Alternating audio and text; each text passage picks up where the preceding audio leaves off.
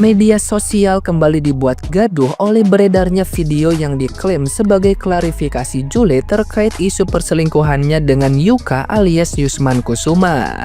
Video tersebut ramai beredar di media sosial, menampilkan seorang perempuan yang disebut-sebut mengakui keterlibatan hubungan terlarang. Dalam tayangan itu, sosok tersebut terlihat menyampaikan penyesalan, mengaku kerap berkomunikasi intens, serta menyebut adanya pergantian nama kontak yang memicu kesalahpahaman dan berujung pada rusaknya kepercayaan banyak pihak. Video ini dengan cepat memicu emosi publik dan dianggap sebagai pengakuan langsung dari Jule. Namun, setelah ditelusuri lebih dalam, fakta di balik video viral itu justru berbanding terbalik. Perempuan dalam video tersebut bukan Jule, melainkan seorang TikToker bernama Alfiah yang dikenal kerap disangka mirip dengan Jule. Video tersebut berasal dari siaran langsung TikTok saat Alfiah diminta berperan seolah-olah menjadi Jule. Potongan live itu kemudian diedit dan disebarkan dengan narasi menyesatkan. Hingga kini, Jule sendiri belum memberikan pernyataan apapun, sehingga video klarifikasi yang viral tersebut dipastikan hoax. Tanpa sepengetahuan aku gitu, Yuka ganti nama kontak itu. Selama ini kita kontekan seperti biasa. Aku memang sih salah aku yang suka curhat gitu ke Yuka, dan menurut aku itu salah Yuka juga. Kenapa dia ganti nama kontak aku dan nggak bilang gitu ke Ayah. Dan aku juga minta maaf buat Ayah karena kesalahan dan masalah ini semuanya jadi hancur, pertemanan kita, kepercayaan kamu. Jadi aku minta maaf buat semuanya karena sudah 2 kali pun 3 kali mengecewakan publik. Udah kan guys? Nah, gimana nih menurut netizen yang terhormat? Silahkan berkomentar ya. Netizen ini sirik sama lu Jule. Jadi lu jangan kepikiran, jangan ambil pusing ya. Biarin mereka ngehujat lu. Jangan lu pikirkan, nanti lu sakit sayang. Kecantikan lu nanti pudar. Lu enjoy aja dengan kehidupan lu, dengan kebebasan lu, enjoy. Gua mau saranin sama lu Juli. Kemarin sama laki-laki Korea, setelah itu laki-laki Indonesia, sekarang laki-laki Malaysia. Gua saranin setelah itu lu pergi ke Afrika ya. Astagfirullah, ini Jule beneran selingkuh lagi.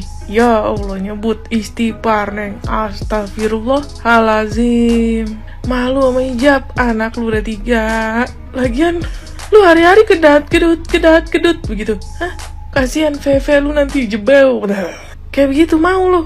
Kayak ini bunga bangke mekar, tau gak lu? Bah, Neng Jule, ini lo masalahnya udah dinobatkan sebagai Vevek tersibuk 2025. Lu hari-hari kembang kempis apa gimana sih? Hah? Nafsu. Anjing. Lah kok ada. Aduh, cakep dong otak dongo.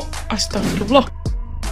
Jule menolak redup. Di akhir tahun dia ngasih kejutan lagi ke publik. Yang belum tahu jadi gini ceritanya. Jadi si Ayah sama Yuka itu influencer asal Malaysia. Nah si Ayah ini sahabatan sama Jule. Bahkan katanya si Jule itu jadi tempat curhatnya dia, karena dia udah nganggep sahabat banget nih. Tapi gak disangka-sangka si Jule malah selingkuh sama Yuka.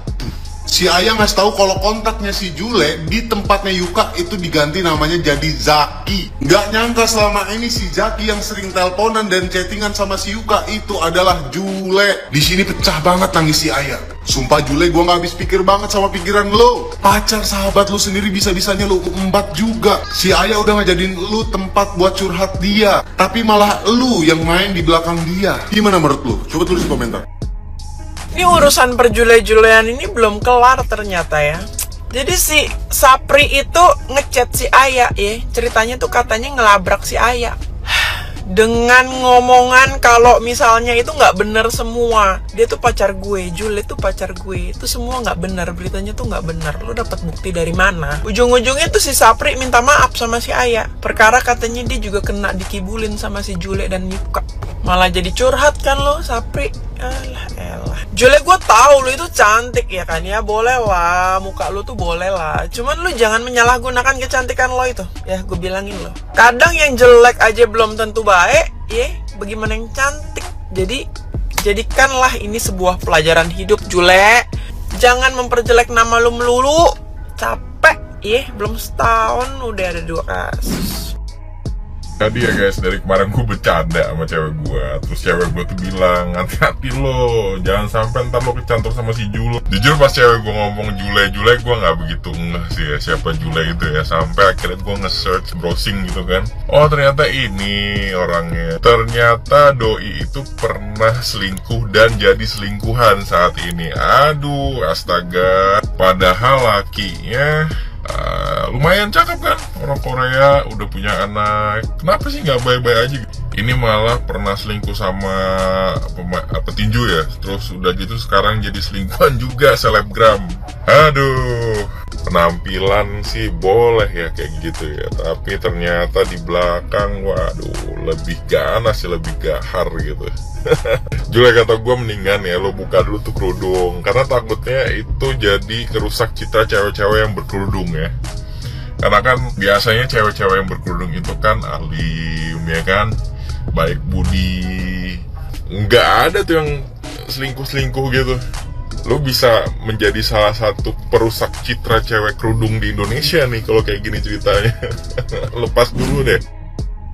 Si Yuka klarifikasi soal hubungan dia bersama Jule guys. Jadi masalah ini tuh bermulai dari si Yuka dan si Aya ini tuh hubungannya tuh kurang baik gitu guys. Makanya mereka itu tuh sensitif. Nah terus untuk permasalahan si Yuka ganti nama kontak si Jule jadi si Jaki, katanya untuk mengurangi prasangka buruk orang lain gitu. Nah pertanyaannya nih ya kan, HP itu kan bersifat privacy.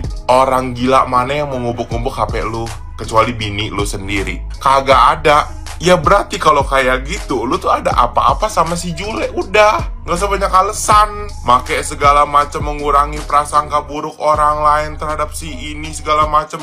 Gara-gara si Jule nama baiknya tuh udah buruk apa segala macam.